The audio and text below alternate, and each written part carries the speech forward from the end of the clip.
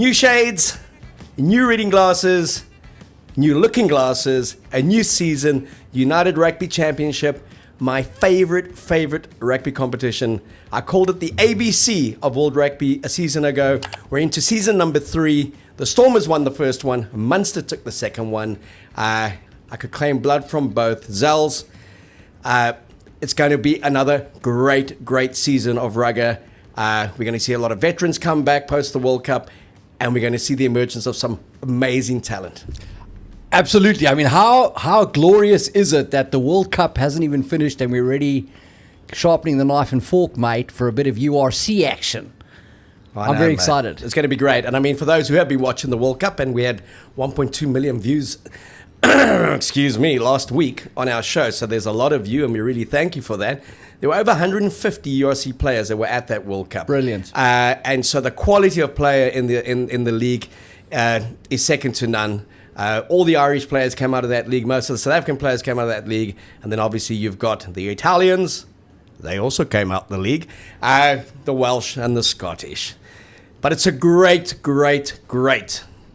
competition. I love it. I really do. We had Super Rugby for many years. It got boring, old, turgid, tired. Taking a whipping from the Crusaders. Going to Invercargill, Rotorua, Perth. Oh, terrible, mate.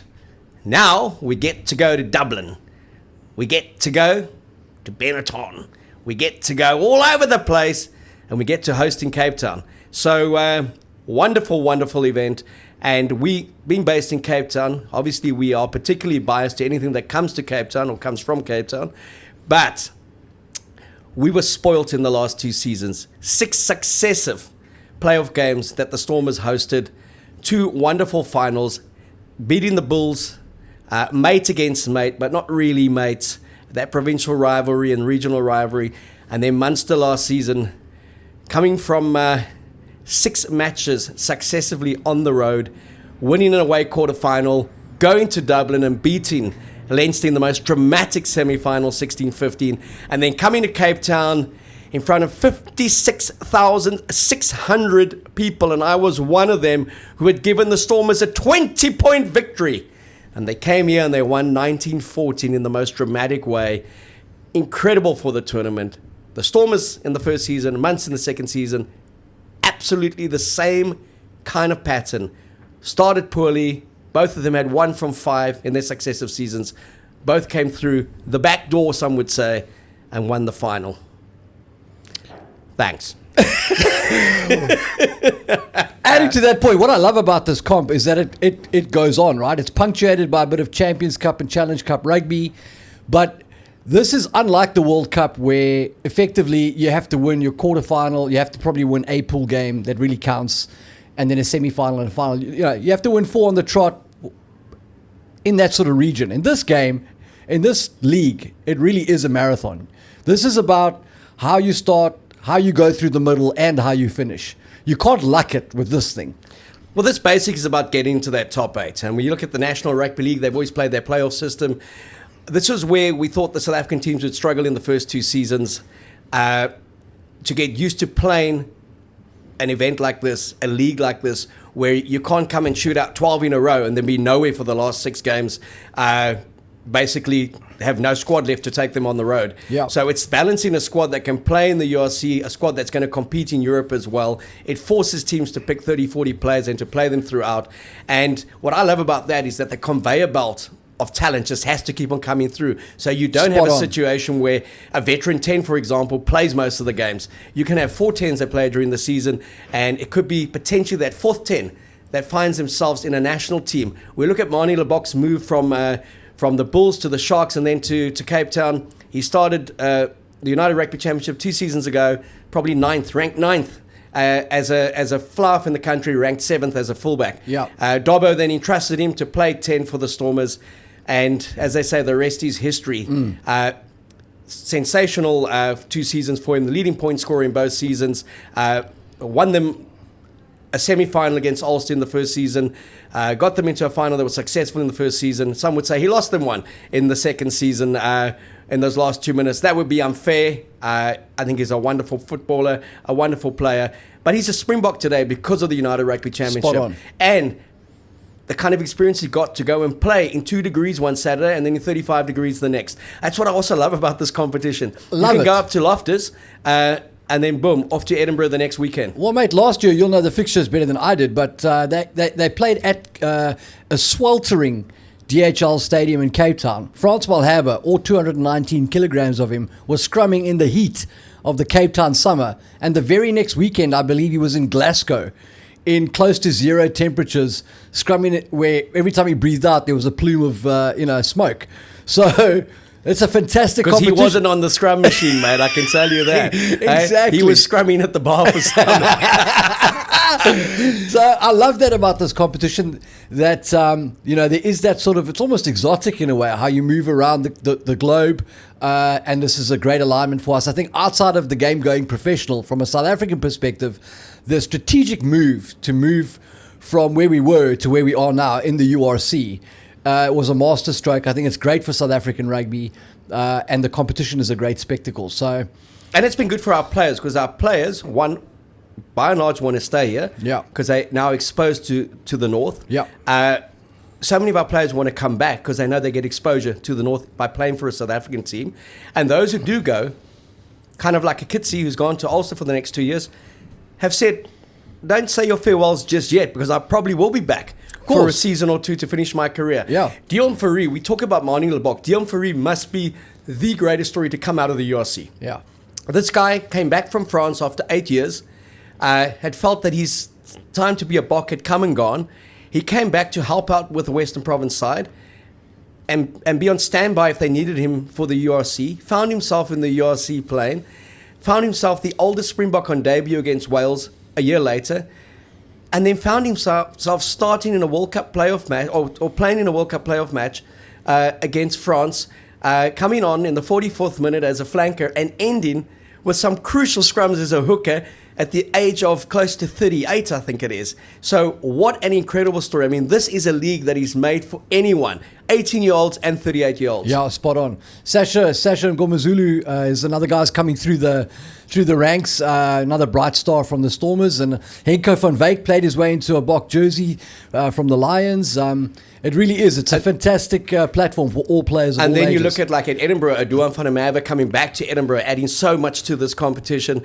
You look at Jack Crowley, that drop goal against Leinster to get them into the final, that is Munster. That forced the hand of the Irish selectors. He went to the World Cup, kicked a crucial penalty to give the Irish breathing space against South Africa in that 13-8 win. Yes. Unfortunately, didn't play a part in the magnificent losing quarterfinal against New Zealand. But so many of those Munster and Leinster academy players have come through the ranks.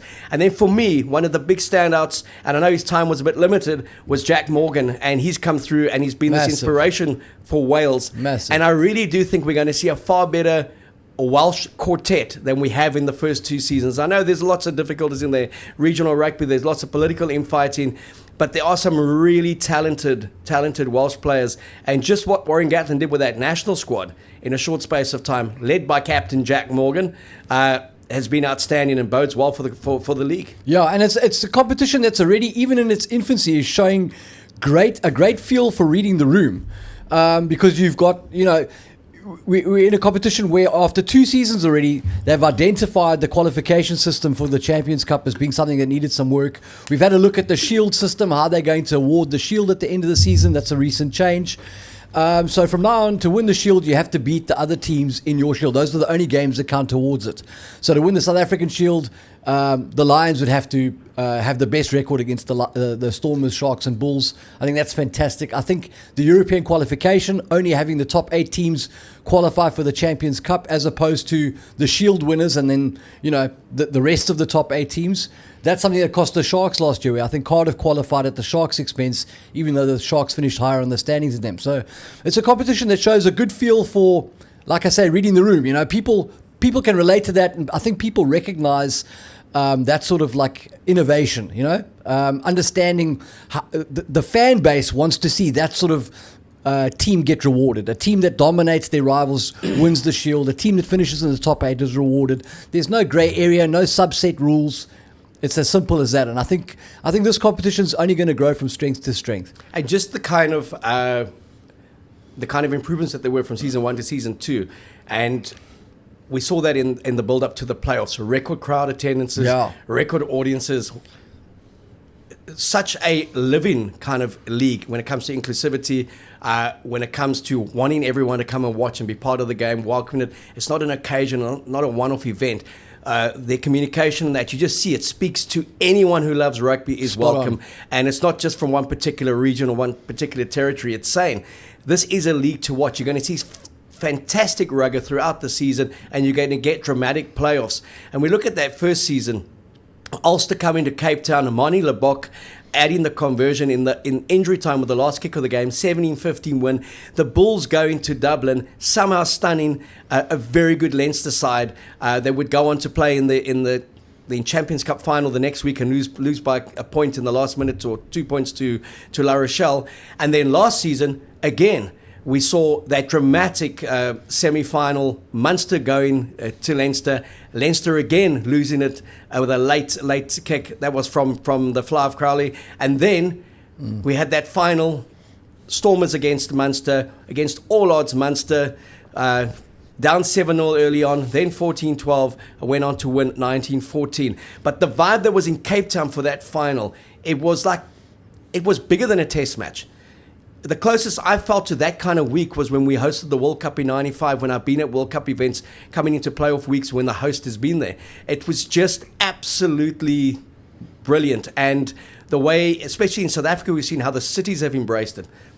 The regions have embraced it. And it did help that a South African team won it in the first season. It wasn't a case of Super Rugby where it took us a while to get accustomed to it, a while for the Bulls to get over the line. But yeah, just great quality. And I love the fact that it stretches from now through to the end of May, and it has all those kind of like little breaks that takes us into other leagues as well, and the potential of being champions of Europe. But just a wonderful event. We're obviously very biased. We make no apology for it because we're based in Cape Town. It's a wonderful city. It's about 30 degrees today. If you do hear a noise in the background, there are helicopters flying everywhere, and I think the mountain's probably on fire again. And the water buckets out there. Those aren't Jake White and the Bulls' tears just yet. Okay.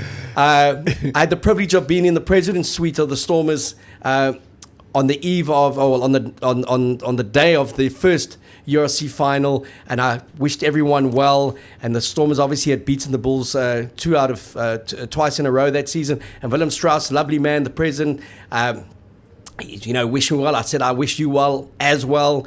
And this is the Bulls president. This is the Bulls president afterwards. And I mean, he's in good shape. He's got big muscles and his neck veins were flexing and everything. And obviously they lost the final. And he calls Dubo, and he said, Dubo, first time, surprise. Second time, maybe lucky. Third time, outcoached. He wasn't very happy. And I said, but you can take comfort from one thing, Willem. He said, what's it? I said, what do you guys in Leinster have in common? And he said, what? I said, you won nothing again this year. So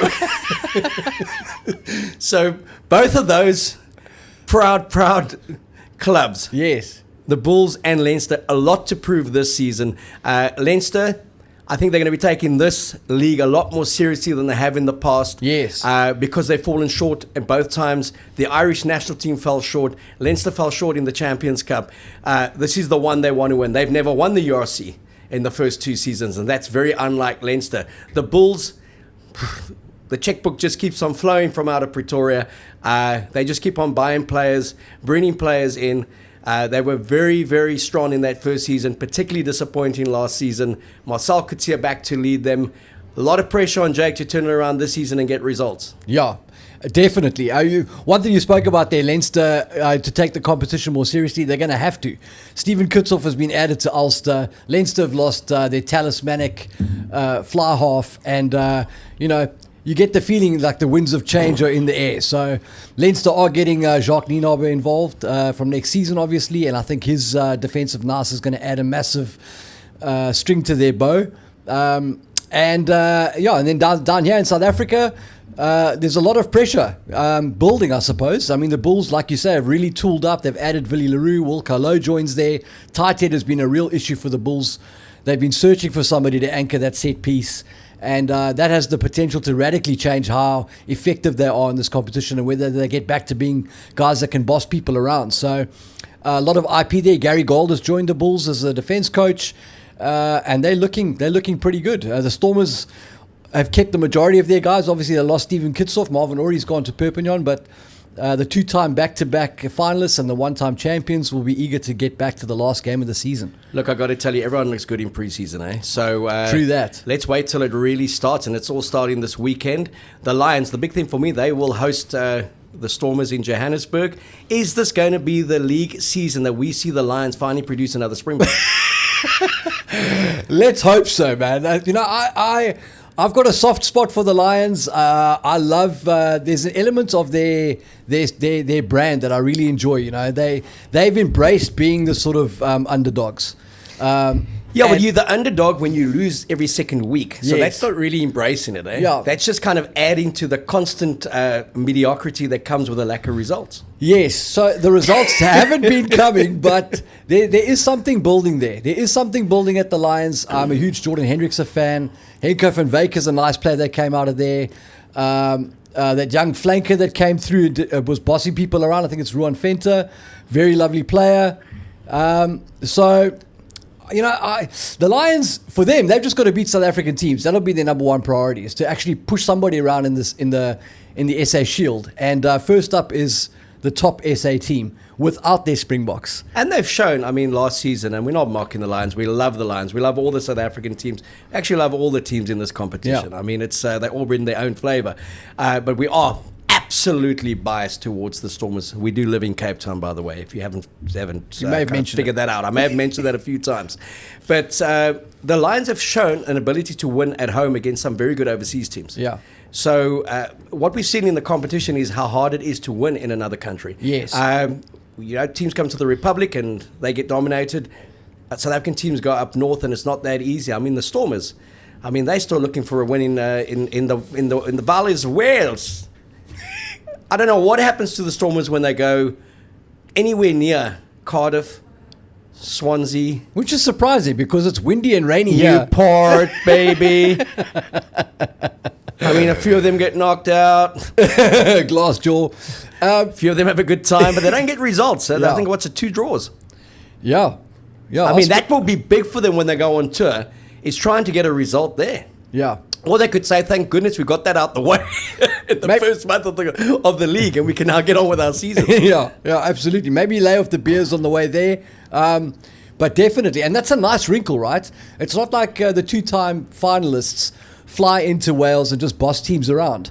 Like, there are guys there that can push back and can chase them all the way to the final whistle. And I think that's great for the competition. There's a lot of play balance, I suppose. And again, the Welsh teams took a bit of a media hammering because of their lack of presence in terms of the playoffs.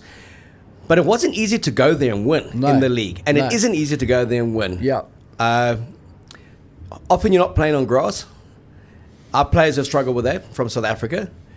I think the Welsh and Scottish players have struggled to play on grass when they've come here, especially the grass in the Highveld. What is this green stuff? Yeah, exactly. So those variables added to the temperatures, you go from, I remember Cardiff playing against the Stormers on a Sunday afternoon.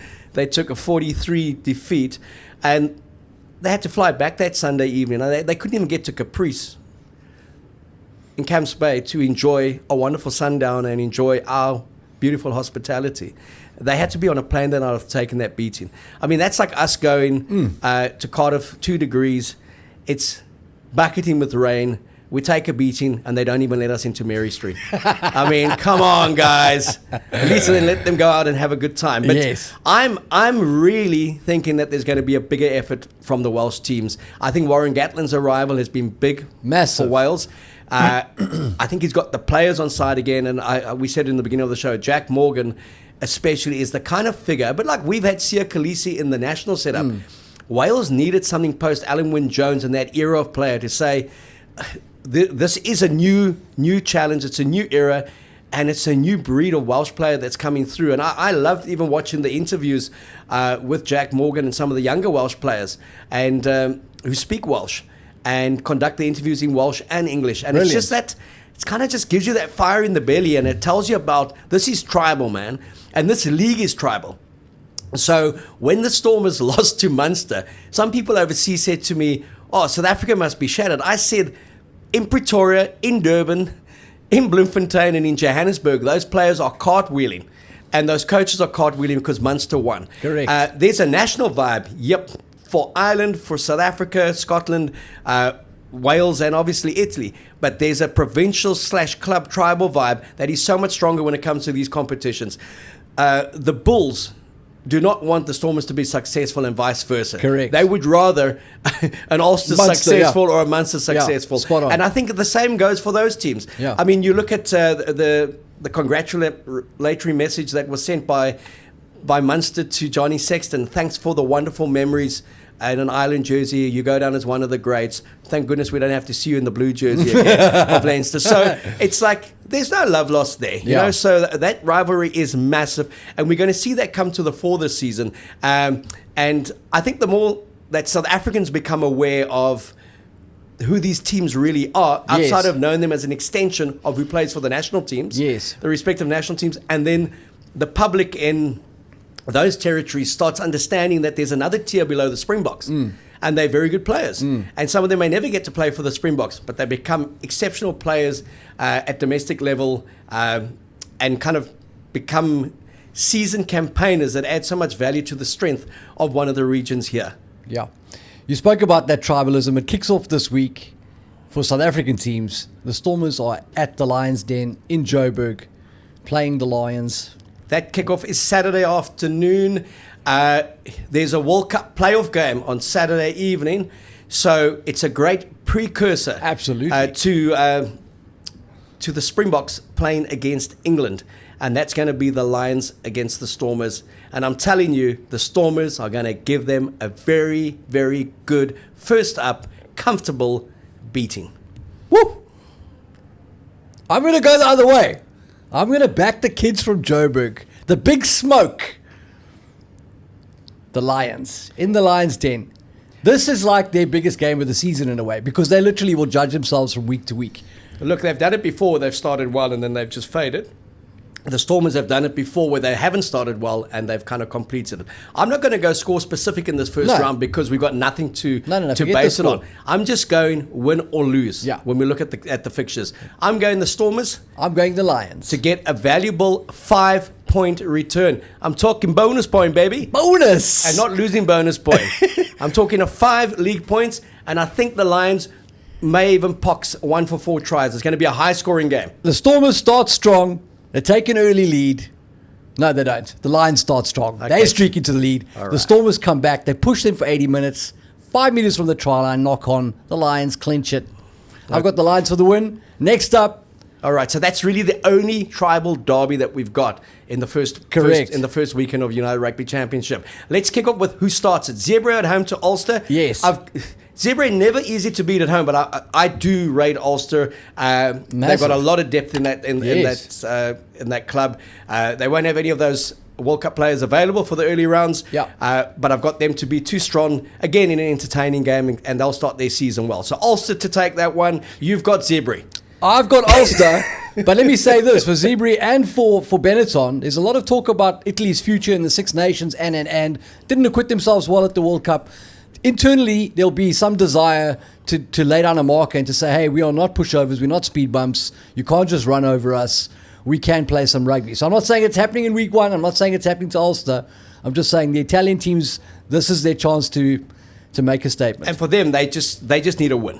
Correct. They need to get a win. They were so close last season. They just want to show that they belong in this league and they're not the whipping boys.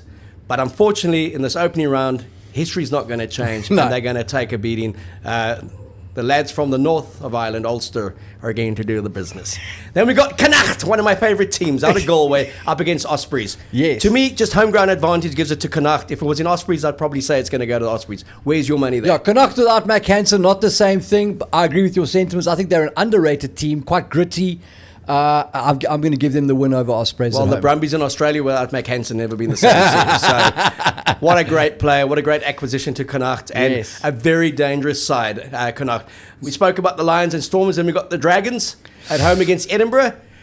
Woo, I'm calling that one for the visitors. Edinburgh, I rate that side. I agree. I do like Edinburgh. For me, they were the biggest disappointment of last season. I really thought they were going to be contenders. I loved their game style and their game management. I loved their approach. It just didn't come together for them last season. And maybe that's the reason that their coach paid the price. Sean Everett is now in charge there. So quite keen to see how they go. And I think they start with the win against Dragons. And then for the South Africans, the big one. Munster at home, defending champions against the Sharks. The Sharks, possibly the team that underperformed the most, given the Galacticos, what they had there. They bought like the Harlem Globetrotters in, hardly played for them. There will be no difference to their squad, basically, because the blokes they bought and spent so much money on were never available. So they've taken as strong as possible squad on their tour. Munster at home, wow. You just don't go there and win easily. Well, exactly. I've got Munster to win. I've got Munster to do it rather comfortably. Yes, I think Munster are in charge in that game. I think even though they won't have their World Cup players back, the continuity in that system will just to be too strong for a Sharks team that's also missing Springboks and has got a bunch of new faces plus a new coach travelling. I think Munster win that. And then... sorry, Mr. Mrizadi. We got to say that. We got to call it like it is. Yeah. Sharks to go down to Munster. Yeah. And again, let's just put it out there. We are not anti-Durban. We're not anti-KwaZulu-Natal. I kind of We grew up are in just, my man here, he went to school there. We are just very, very pro Cape Town. And we're very pro a cool rugby team. And I don't think the Sharks have been that cool rugby team for the last couple of years. Mate, I will support the Sharks again when Andre Aubert comes out of retirement, mate. All right, well, I can't argue with that either. Dickie Muir's got to follow him. There we go, close matey. by. Now we're talking. But they've got John Plumtree back at the helm, and that will also be interesting to see how he goes. Plum's son, who's made the Welsh national squad. Yep. He also coached in Ireland, and he's obviously come back from New Zealand and was a great player for the Sharks. He will add a bit of a dimension. I don't think it's going to be good enough for them to get a win against the defending champions. An apology also out there for Graham Roundtree. When they lost... when they won one out of their first 5, I, with great conviction, penned. That's what happens when you put an assistant coach in charge. Yes! In charge of a side. But it mustard! In charge of a side like Munster. Oh. With such a proud record and such proud traditions. Well, the laughter was on me at the end. When Graham Roundtree led them to a magnificent win. So kudos to him and well done, Graham, on that first season, and was just great for the competition, great for the league to have a South African winner and then to have a different winner, and that to have teams that could go into playoffs, big semi-finals and to a final and win away from home. Yes. And win in different countries. Just huge. Something that didn't really happen in Super Rugby back in the day. Cardiff at home to Benetton. I'm going with the Italians there. Me too. Jeez, aren't you going to disagree with me on anything? Look at this. We didn't even script this. I'm going to pick Benetton to smoke Cardiff. I think they're a better team than people think. They also have continuity. I think Italian teams want to prove a point. Divock Duvenag's there. He's one of my faves. So I'm going to go. You interviewed Divock the other day, and couldn't understand a word he said. But you interviewed him here when you had to interview him in Afrikaans, and then you interviewed him there, and you interviewed him in English. And how did it sound? No, it was. I mean, I couldn't make out a word the guy was saying. I was like, "So, hey, Divi, so in Italy," and he was like. Look, we play a lot of rugby here. We like to move the ball around, and it's a special places. The pasta is good, and we like to have a nice time here. And the guys are all afraid. I was like, who is this guy? I don't even recognize what he's saying. He's had such a thick Italian accent. Dear old Luigi Divenaga, eh? What a beaut. He sent me a voice note. That's what it was. He sent me a voice note. Yeah. Great servant of the game. Oh. Wonderful to see players go to another country, embrace the language, embrace the culture, and kind of learned how to speak English. Yeah. Because I don't think Divock could speak English when he was in Cape Town. He didn't need to. I remember Joe van Niekerk, wonderful player, wonderful bloke. And Joe grew up in South Africa, obviously, and couldn't really speak Afrikaans. Within 2 seasons, he was fluent in French when he was playing out at Toulon, where he became an icon of the game and conducting all his interviews and that. I want to see South African players go to Wales and speak Welsh? Oh, mate, Eh? I think you might be asking a bit too That much. would be there. great, eh? That would be lovely. See one of though. our lads do a Welsh interview, eh? Well, if they spoke Afrikaans very fast, it would be quite similar as well. Very guttural, those languages. Yes. We're looking at talking about guttural and talking about Afrikaans. The Bulls, Jake White's Bulls, Marcel Coetzee, Loftus, they want to make that place a fortress again. They're up against the Scarlets. On Sunday, 3 o'clock. On Sunday, yes, they do play rugby now in Pretoria on a Sunday, and it's accepted, and people don't mind. Let's make Loftus the new church on a Sunday and get there and fill up Loftus. Loftus just needs to get back to winning games and filling that stadium again. The Bulls are on a massive rebuild. Well, not rebuild, but a lot of spotlight on them at the moment to bounce back. Like we said, made some big signings. Jake very eager to get going. And I think they've got too much firepower on the Highveld for Scarlets in this one. So you got the Bulls to win. Jakey to get it off to a good start. 4 or 5 league points. I'm going to say 5.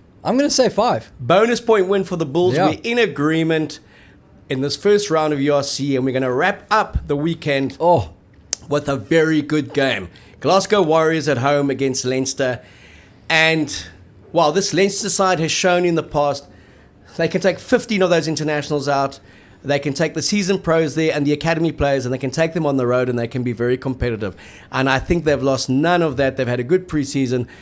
I think the damage done to the Glasgow Warriors and what they miss in terms of the internationals, a bit bigger than what's done to Leinster. I've got Leinster to win in a very tight contest, to win away from home, and to keep up their tradition of being the early front runners in the URC. Couldn't agree more on all points. I think 100% the continuity will be there for Leinster.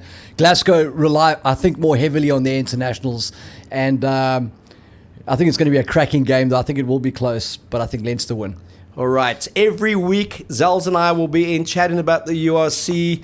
Go on to SA Rugby Magazine. All the reports will be there. Some opinion pieces on Keo.co.za. And get the latest issue of SA Rugby Magazine. You guys did another fantastic job. It focuses the cover on the World Cup party, given there's 2 weeks to go. But there's a massive section inside that is dedicated to the URC. All the preview stuff. Everything you need to know about every one of the 16 teams. And who the SA Rugby team believes will be in the top 8 and who will win it. Catch us. And if you've got any issues with us being in Cape Town, tell us why your city's a lot better.